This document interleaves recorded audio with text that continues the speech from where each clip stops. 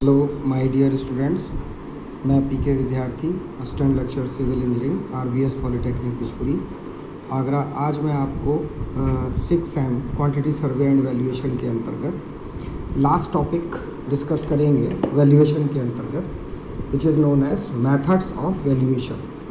Valuation करने के कौन कौन से तरीके हैं, विधियां हैं। बेसिकली जो दो मेथड हम लोग अडॉप्ट करते हैं वो है, पहला है मेथड डेप्रीशिएशन मेथड, जिसे हम कहते हैं डेप्रीशिएशन मेथड। मतलब उसका में कितना लॉस पर ईयर हो रहा है उसके बेसिस पे हम लोग वैल्यूएट करते हैं किसी भी प्रॉपर्टी को। यहाँ पर यदि हम एक फार्मूला दिया गया है जिसके आधार पे हमें डेप्रिशिएटेड वैल्यू को कैलकुलेट करना होता है। D is the depreciated value, कितनी वो वैल्यू कम हुई है। P is the present cost, market rate के आधार पे प्रॉपर्टी की जो प्रेजेंट कॉस्ट है वो कितनी है। और प्रेजेंट कॉस्ट को निकालने का तरीका वही है कि जब आप सेल या परचेज करते हैं तो जिस बेसिस पे वो कोई व्यक्ति, जो इच्छुक व्यक्ति है, वो उसको ख़रीदना चाहता है, वही उसकी मार्केट वैल्यू कहलाती है, मार्केट कॉस्ट कहलाती है। फिर आता है इसमें एक रेशियो है, मल्टीप्लिकेशन है आरडी का। R is the rate and D is the depreciation. ये एक फिक्स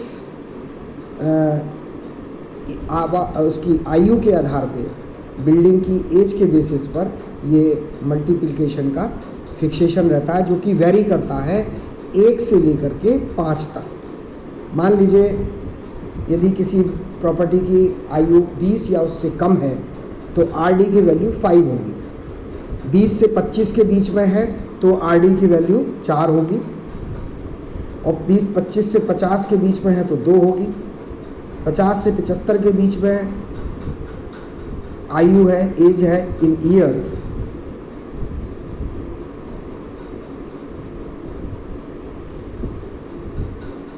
तो 75 to 100 ईयर्स की है तो 1 कैलकुलेट करने में लेंगे आरडी की वैल्यू। 50 to 75 है तो 1.3 लिया जाएगा। 25 से 50 के बीच में उसकी एज है प्रॉपर्टी की, तो उसमें 2 कंसिडर करेंगे। 20 से 25 तो 4, और 25 या उससे नीचे है तो 5। ये आरडी की वैल्यू कैलकुलेट करने के लिए लेंगे। और N is the present age of property, कितने वर्ष उसको अब तक हो चुके हैं, ये एन रिप्रेजेंट करेगा।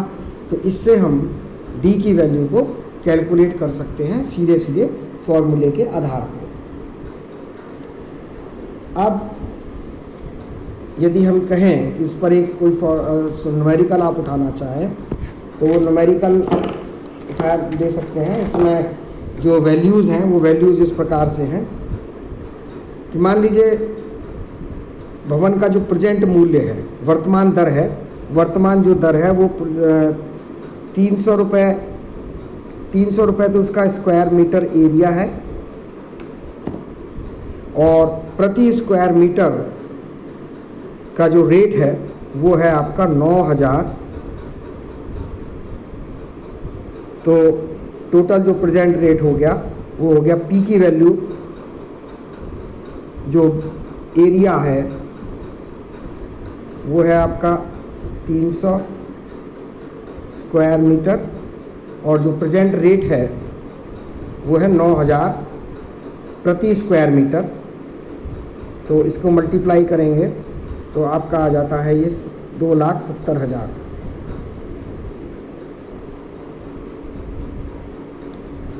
ये रेट हो गया, पी की वैल्यू हो गई। और आरडी, अब मान लीजिए जो इसकी जो भवन है उसकी जो एज है वो 80 ईयर्स की एज है, और 80 ईयर्स की एज है तो इसका मतलब ये हो गया कि 80 में 75 से 80 के बीच में आरडी की वैल्यू वो 1 ली जाती है, ठीक है। और एन की वैल्यू आपको मालूम ही है कि वो जो ये भवन है वो 30 वर्ष पुराना है। हम ये कह सकते हैं कि जो लाभकारी एज है, जिसमें हम टोटल जिसमें हम ये मान सकते हैं कि उस बिल्डिंग की जो टोटल एज है टोटल एज वो है 80 ईयर्स, और तो आरडी की वैल्यू हो जाएगी 1। और यदि हम ये कहें कि उसको जो प्रेजेंट एज है वो 30 ईयर्स है, तो इसको फॉर्मूले में आप रखिए तो डी जो है कैलकुलेट किया जा सकता है 2,70,000 और 100 माइनस 1/100 इंटू 30। तो जब हम इसे कैलकुलेट करेंगे तो ये लगभग आपका 1998 रुपये आएगा। और भूमि का मूल्य मान लीजिए, ये तो रहा आपका जो कंस्ट्रक्टेड पार्ट है उसका डेप्रिसिएशन वैल्यू इतनी आती है।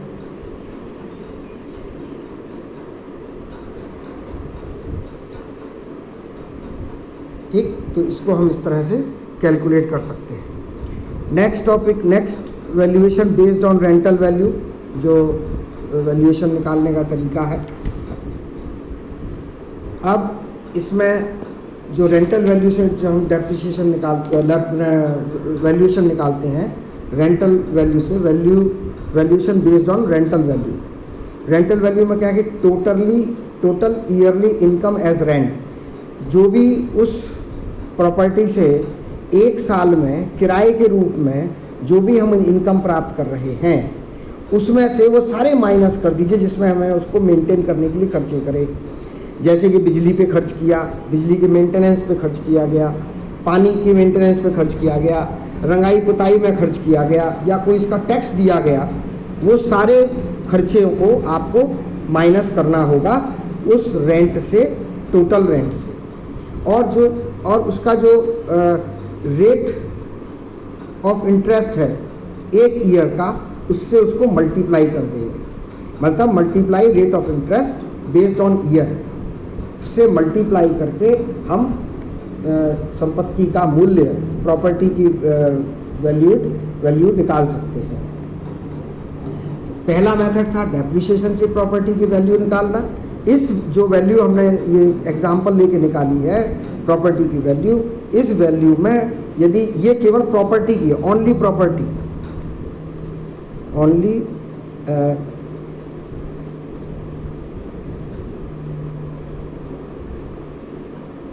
और यदि इसमें हम लैंड की ओर जोड़ दें, लैंड का रेट और कितना था, तो वो आ जाएगा total value of property.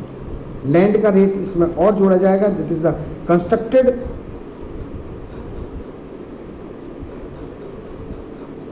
Value.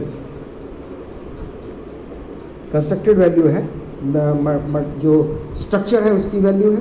Land की जोड़ेंगे तो टोटल प्रॉपर्टी की वैल्यू निकल जाती है। इसी तरीके से जैसे रेंटल बेसिस पे मैंने आपको बताया कि टोटल एक वर्ष में हमने कितना से किराया लिया, और उस किराए में से सारा जो भी खर्चे हुए वो माइनस कर दीजिए, और उसको मल्टीप्लाई करेंगे rate of interest based on yearly basis पे। मान लीजिए कि अब हम यहाँ पर इस सेकंड के केस में एक न्यूमेरिकल पिकअप करते हैं, तो वो ये कहता है एक भवन के वार्षिक किराए से सभी खर्चे घटाकर शुद्ध इनकम, मतलब टोटल इनकम जो है ये वाला पार्ट, दिस वन इज 60,000।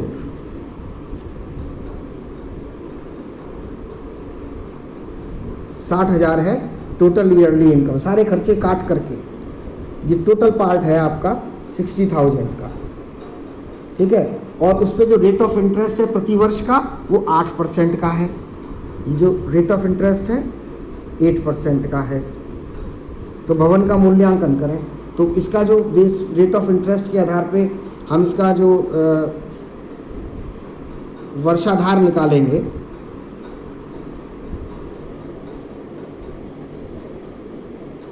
इसे कैलकुलेट कर लीजिए तो ये आ जाएगा आपका 100 इंटू 1/8 8, तो ये आ जाएगा आपका 12.5 ईयर। वर्षाधार आ गया।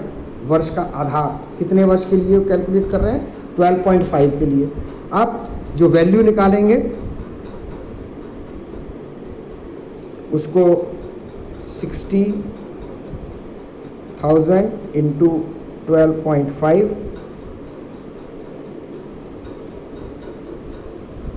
तो ये हो जाएगी आपकी 75,000, वो 7,50,000, 7,50,000। तो दोनों तरीके हैं किसी भी बिल्डिंग की वैल्यूएशन को निकालने के लिए। आप कोई सी वैल्यू जिस चीज़ पर फोकस किया जाएगा उसी से हम उसकी वैल्यू को निकाल सकते हैं।